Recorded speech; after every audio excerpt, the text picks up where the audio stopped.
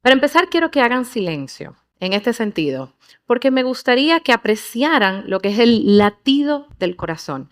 A veces lo tomamos como algo simple, como algo garantizado, pero es la expresión más maravillosa de la fisiología humana. Escuchamos una sístole, escuchamos un diástole, es la sincronía perfecta de la vida. Pero si nos vamos más hacia adelante, lo que nosotros vemos no es más que la actividad eléctrica, es ese impulso eléctrico que nosotros como electrofisiólogos definimos como vida. Y es que entendemos la maravilla de estar vivos. Este estímulo, no sé si recuerdan los phonic currents, depende de un simple impulso de sodio que hace esa automaticidad que da el latido. Es lo que los pediatras le llaman el Apgar, el P es el pulso de que hay vida, y los ginecólogos a la sexta semana dicen, hay vida, hay bebé, mucho antes de que tengamos manos, mucho antes de que tengamos cuerpo. O sea que no tomemos esto como algo garantizado. Y en la electrofisiología nos vamos mucho más profundo, entender la alta complejidad de lo que es el sistema eléctrico. Me encanta llamarle como el sistema eléctrico, el sistema nervioso cardíaco, porque sin este no hay vida. Sin este no hay una sístole, no hay una diástole, no hay una contracción, no hay un gasto cardíaco. Entonces, la comprensión al dedillo de la sincronía y la conducción eléctrica es de vital importancia. Y también, cuando esto se deteriora, cuando esa armonía se pierde, comenzamos a valorizar y a entender el valor de una onda P, de un ritmo sinusal. Y esto generalmente, a veces tomamos este ritmo sinusal como algo simple hasta que entendemos la extraordinaria complejidad para mantenerlo en sinusal. Así que el día de hoy vamos a navegar entre este caos de arritmias, entre esta tormenta eléctrica que a veces se origina en nuestro sistema eléctrico, y quiero navegarlo a ustedes entre las diferentes áreas de la electrofisiología. Y para empezar con la introducción, quiero que hablemos de la electrofisiología moderna como una disciplina muy profunda que va más allá de la parte anatómica. Involucra la fisiología, intervención avanzada y el manejo multidisciplinario de muchas técnicas de imágenes, mapeo, para el tratamiento de arritmias no solamente lentas, sino también rápidas. Y mi objetivo es darle un tour a través de todas estas áreas en la electrofisiología. Entonces, hoy le hablaré desde la estimulación hacia la ablación. En la estimulación hablamos sobre los implantes de dispositivos intracardíacos para estimular ese corazón que tal vez está un poco lento, ese corazón que no tiene un latido al ritmo que necesita nuestro gasto cardíaco. Y no solamente hablaremos de esto, hablaremos de sincronía y de las nuevas herramientas que tenemos. Ya luego avanzaremos un poquito más hacia las últimas décadas en la ablación y la precisión y el manejo de punta. Y me gusta dividirlo en diferentes etapas. Desde el 1960 empezamos con la electrofisiología. En el 1960 comenzamos con la implante de marcapasos, estimulación cardíaca. Se inició con dispositivos externos enormes, grandes, que el paciente tenía que cargar. Ya luego avanzamos en los 80 con dispositivos implantables que estimulaban nuestro corazón de forma interna, sin necesidad de conectarnos, sin necesidad, y le daba libertad a nuestros pacientes, incluyendo los desfibriladores y alta energía. Ya luego, del 1980 al 2005, en el 1985, cuando yo nací, se hizo la primera ablación de fibrilación auricular. El doctor Hassager describe por primera vez que un interesante grupo de células con automatismo y mecanismo de reentrada puede provocar fibrilación auricular dentro de las venas pulmonares. Y es entonces como comenzamos a explorar técnicas mucho más avanzadas para la ablación en estos pacientes. Energía térmica, energía por frío y energía también pulsada. Pero ya más adelante, en el 2010, cuando entro en mi residencia de cardiología, exponencialmente todo esto cambia, todo esto avanza, la tecnología revoluciona. Combinamos inteligencia artificial, combinamos mapeos, combinamos herramientas de imágenes. Los radiólogos nos dan un apoyo inmenso, entendiendo lo que es la patofisiología y la estructura y el sustrato a través de las resonancias. Y estos mapeos se traducen y se fusionan con ecocardiografía y nos permiten entender mucho más. Así que en la actualidad, tenemos una comprensión completa de esto, que le llamamos nuestro sistema nervioso cardíaco. Y para nosotros entenderlo, simple, me gusta decirlo, tenemos ritmos lentos y ritmos rápidos. Y eso es lo que hacemos. Tratamos lo lento y tratamos lo rápido. Simplemente, pues, ¿qué pasa primero? En muchas ocasiones, a veces tenemos difusión del nodo sinusal, que es donde están las famosas phonic currents que nos dan el automatismo y que permiten que yo tenga un latido de 60 a 100 latidos por minuto. Cuando tenemos esto, muchos pacientes desarrollan lo que es un arresto sinusal. Simplemente ese automatismo no se genera y tienen pausas largas y eso puede ser en jóvenes y en adultos. Entonces, en estos casos, la estimulación cardíaca es indicada. Se pone un cable que estimula donde ya está el problema y esto no permite que el paciente no tenga desmayos. Pero esto puede cruzar a diferentes niveles. Y en el sistema nervioso cardíaco, nuestro sistema de conducción, podemos tener diferentes tipos de bloqueo. Bloqueo primer grado, segundo, tercero.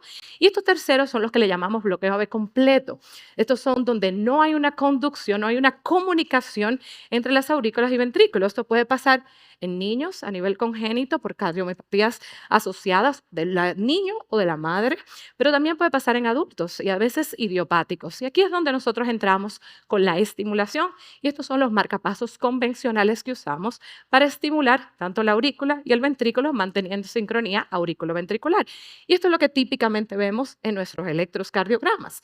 Sin embargo, las cosas han avanzado. Les dije que cada día más vemos cosas muy avanzadas en electrofisiología y estos son un tipo de marcapasos, literalmente este es el size real, que es lo que le llamamos el leadless pacemaker o el marcapasos sin cables, en donde es como un bullet que directamente a través de la ingle se inserta a nivel femoral y se incrusta en el ventrículo y nos permite tener pues una estimulación directa en el ventrículo para pacientes específicos.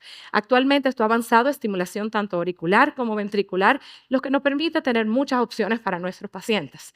Pero, ¿qué pasa? Les dije que hemos evolucionado. Tenemos una nueva era de estimulación. Y esto es lo que convencionalmente hacemos.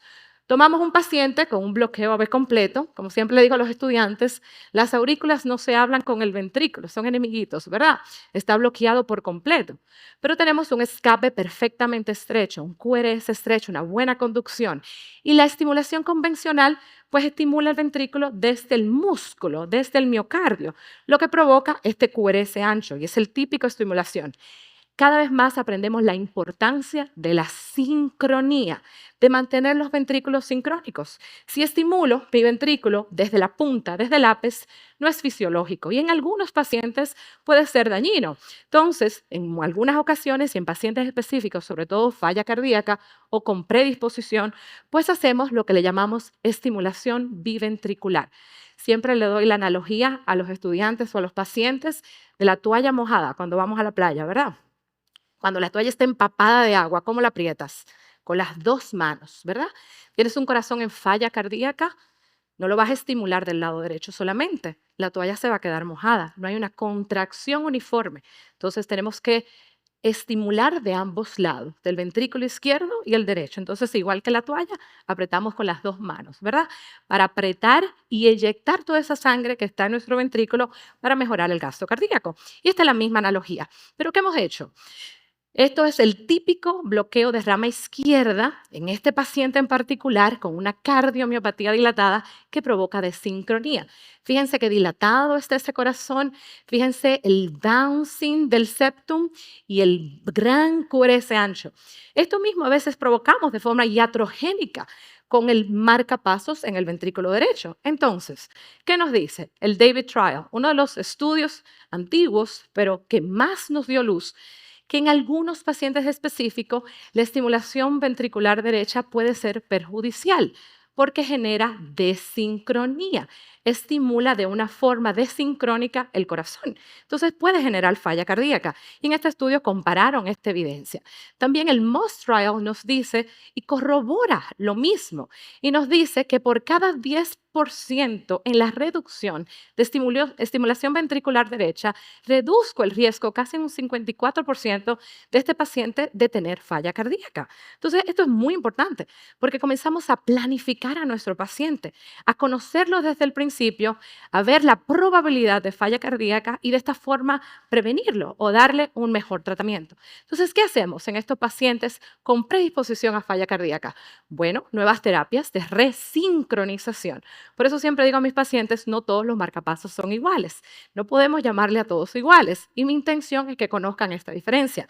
Nuevos algoritmos, no voy a entrar en ellos, algoritmos bastante inteligentes, son algoritmos matemáticos que calculamos los tiempos desde la estimulación auricular, ventricular e interventricular y esta convergencia interesantísima entre insuficiencia cardíaca y electrofisiología. Entonces, aquí, integrando, como les dije, desde el 2010 para acá, todos los mecanismos de imágenes, la resonancia magnética nos ha ayudado muchísimo. Cuando vamos a colocar, y esto ya son estudios, ya no tenemos que hacerlo, pero para llegar a las conclusiones, pues identificando dónde está la cicatriz y dónde a través de mapas de activación tenemos el área más retrasada de activación, que generalmente en algunos pacientes con cardiopatía y bloqueo de rama izquierda es la parte lateral del ventrículo. Entonces, en estos casos, pues aquí, pues, ¿se acuerdan la analogía de la toalla?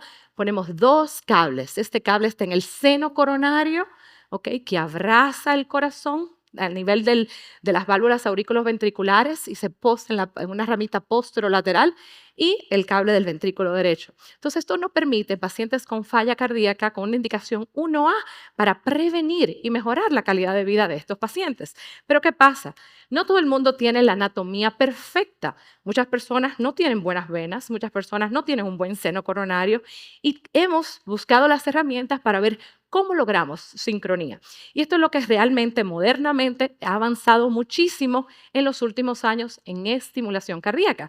¿Y qué es lo que hemos ido avanzando? Bueno, comenzamos hablando del GIS, de acuerdo a mi sistema nervioso cardíaco, el sistema de conducción, el nodo AB, si está bloqueado, tengo mi haz de His, que es el sistema de conducción que puedo utilizar a mi favor.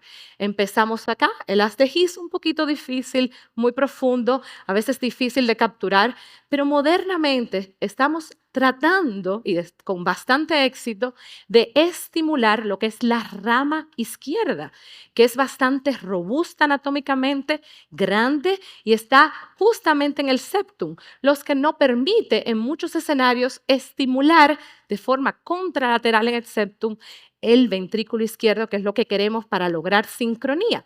¿Y qué es lo que buscamos? Doctor Juan en China fue uno de los primeros en describir esta técnica y literalmente incrustó el cable dentro del septum para estimular, utilizar nuestro mismo cableado eléctrico, ¿por qué no? Para mantener sincronía en estos pacientes que eran candidatos, ¿verdad? ¿Y qué logramos? ¿Se acuerdan ese QRS ancho de poca conducción, de conducción lenta que tenemos en el bloqueo de rama izquierda? Pues convertirlo a un QRS, yo le llamo a los estudiantes un QRS sexy, estrecho, de conducción rápida, porque utilizamos nuestro propio sistema de conducción. Y esto nos permite lograr una sincronía con un cable que se apega de forma directa al sistema de conducción. Este es uno de nuestros casos en donde un paciente con cardiomiopatía dilatada simplemente no podíamos canular el seno coronario. Y en este caso en particular, falla cardíaca, múltiples admisiones, tenemos este paciente con datos claros de desincronía y lo que se hizo fue colocar estimulación a nivel de la rama izquierda y pasamos, si lo ven, un QRS ancho hasta, miren, B1, como se ve, patrón de bloqueo de rama izquierda. Ya luego de la estimulación, pues vemos cómo logramos esa onda R característica de la estimulación del ventrículo izquierdo a través de la rama izquierda. Y esto es lo que vamos viendo acá, donde pueden ver que está dirigido a posterior, porque estamos dirigidos hacia el septum. Y esto es lo que modernamente queremos hacer con la estimulación, buscar resincronía, buscar la fisiología de la forma más natural posible. Entonces, de aquí, de ritmos lentos y sincronía, nos movemos hacia taquiarritmias, la ablación. A mí me apasiona porque cada vez más aprendo más, siento que cada día hay algo nuevo y me permite entender el corazón desde lo profundo, desde el sustrato, desde la patofisiología y entender qué pasa con mi paciente individualmente. Cuando tengo pacientes con taquiarritmias, tenemos que evaluarlo de forma individual y cada abordaje es específico para ese paciente obviamente utilizando todas las herramientas que tenemos. Entonces, cuando hablamos de taquiarritmias, el tratamiento para estas es la ablación. Para que me entiendan un poquito, generalmente las taquiarritmias son cortocircuitos o esa tormenta que le presenté que se vuelve caos dentro del sistema eléctrico. Entonces, comenzamos con energía por radiofrecuencia, que es energía térmica, catéteres no irrigados inicialmente a catéteres irrigados para dar una mayor profundidad de la lesión. Luego energía por frío. Literalmente congelamos el tejido, logrando una eliminación de la arritmia de forma permanente. Y modernamente tenemos la energía pulsada, que no es tan moderna, pero la rescatamos, ya que es una energía bastante útil y vamos a hablar un poquito más, que nos brinda mucho más seguridad anatómica y mucho menos daños colateral, que eso es lo que queremos cuando realizamos una ablación. Y generalmente, cuando tenemos todos estos procedimientos que van avanzando, tenemos procedimientos cada vez más seguros y más eficaces para nuestros pacientes. Entonces, hemos logrado en los últimos de 10 a 20 años que procedimientos complejos de electrofisiología pasen de 6 a 8 horas, algunos de ellos a menos de 1 hora, dependiendo de la anatomía del paciente, gracias a las herramientas de las tecnologías actuales. Entonces, ¿cuáles son esas innovaciones que contamos actualmente? Le comenté sobre la necesidad de imágenes, de incorporar todas nuestras herramientas. El ICE es mi herramienta favorita. De hecho, no entro en arritmias complejas sin ICE. Es mi ecocardiograma intracardíaco, no es el transesofágico. Literalmente es un transductor que se ubica directamente en la aurícula derecha y le llamo mis ojos. ICE, mis ojos, porque me permite ver de forma directa cómo entro mis catéteres, cómo hago contacto con el tejido y cómo mapeo ese tejido para ver si hago contacto y cómo se producen mis lesiones. Estos son los catéteres avanzados que utilizamos y yo me gusta describirlo como manitas. Son nuestros electrodos, ¿ok? Es pura física, esos electrodos tocan el tejido, sienten el voltaje del tejido, que es eléctricamente activo, y me dice si ese tejido está vivo o hay cicatrices o hay retraso en la conducción eléctrica, y eso simplemente nosotros lo codificamos a color. Y eso es lo que nosotros entendemos en estos hermosos mapas que codificamos a color, siendo morado sano, rojo un tejido más inerte, con mayor tejido cicatrizal. Y en la fibrilación auricular, le conté de Hassager para no entrar en detalles, pero las venas pulmonares en su 90% son las responsables de la fibrilación auricular en los pacientes con fibrilación auricular paroxística. Y lo que creamos es ese aislamiento de las venas pulmonares a través de ya sea energía térmica, energía por frío o por pulse field ablation, bien, que es electroporación que le comentaré. Y esto es lo que vemos cuando hacemos la ablación. Literalmente el catéter, son catéteres inteligentes irrigados que nos provocan, nos mandan información de contacto en forma de gramos, de impedancia, y en tiempo real hacemos nuestras lesiones y vemos cómo la arritmia termina a través de nuestros sistemas, ya logrando un buen mapeo, estructura y entendiendo el sustrato de nuestras arritmias. Ahí vemos cómo termina. Entonces, esto nos ha ayudado a tener un mayor entendimiento de arritmias complejas como la fibrilación auricular. Pero ¿qué tal el flutter? Otra arritmia bastante común. Cuando las veo, me encantan porque digo, tienen muy buen pronóstico. El flutter no es más que un cortocircuito que se origina y es el clásico flutter cabo tricuspidio. Para los estudiantes, la típica ondas de serrucho, ¿verdad? Que se producen en la aurícula derecha, ¿ok? Pero la electrofisiología nos ha ayudado hermosamente a entenderlo. Lo que antes nos imaginamos, ahora lo comprobamos. Y este es un mapa de nuestro paciente en donde lo que describen en los libros, como es en contra de las manecillas del reloj, realmente lo veo en nuestros mapas de activación. Les recuerdo que esas manitas, ¿verdad? Me traducen la energía, no solamente me dan voltaje, sino también me dan tiempos de activación. Y esto lo propago, y este es el hermoso flutter counterclockwise que se da en mi aurícula derecha. Y esto tiene una hermosa tasa de éxito. Combinando herramientas como el ICE, puedo directamente ver mi ablación, el edema que provoco en lo tejido, haciendo esto un procedimiento mucho más seguro, porque ninguno de ustedes son iguales. Cada uno tiene una aurícula de distinto tamaño. Este paciente en particular tenía un divertículo. No hay forma de ver esto en un ecocardiograma transtorácico convencional, pero potencialmente me puede dar complicaciones intraprocedimiento. Entonces, el ecocardiograma intracardíaco, mi ICE, me evita yo provocar lesiones a nivel de un divertículo que probablemente puede causar problemas en el futuro. Y esto es lo que vemos y esto es lo que hacemos en tiempo real. Este es nuestro catéter ubicado en el istmo cabo tricuspidio, este que provoca ese counterclockwise, y provocamos estas lesiones que vamos desde la vena cava inferior directamente hasta la válvula auriculoventricular, provocando una terminación de nuestras arritmias. ¿Ven? Y esto tiene una hermosa tasa de éxito, casi de un 90% en muchos escenarios. ¿Y cuál de otros es uno de mis favoritos? Y por eso me encanta la electrofisiología. Ayer decíamos que podemos cambiar la historia natural de la enfermedad. En electrofisiología podemos curar enfermedades. Y este es el caso del Wolff Parkinson White. Me encantan mis pacientes porque ya digo adiós, nos vemos, que te vaya bien, me saludas, ¿verdad? Porque en el Wolff Parkinson White, que ustedes ven estas hermosas ondas deltas, ¿verdad? De una vía accesoria lateral izquierda. Entonces, ¿qué vemos? Entramos en el laboratorio de electrofisiología, comprobamos el mecanismo y la activación izquierda con nuestros catéteres, como les digo, electrodos que sienten el contacto. En este caso en particular, al ser izquierdo, vamos retrógrados a través de la vena de la aorta y vamos retrógrado directamente hasta la aorta, caemos en la válvula mitral y hacemos nuestra ablación.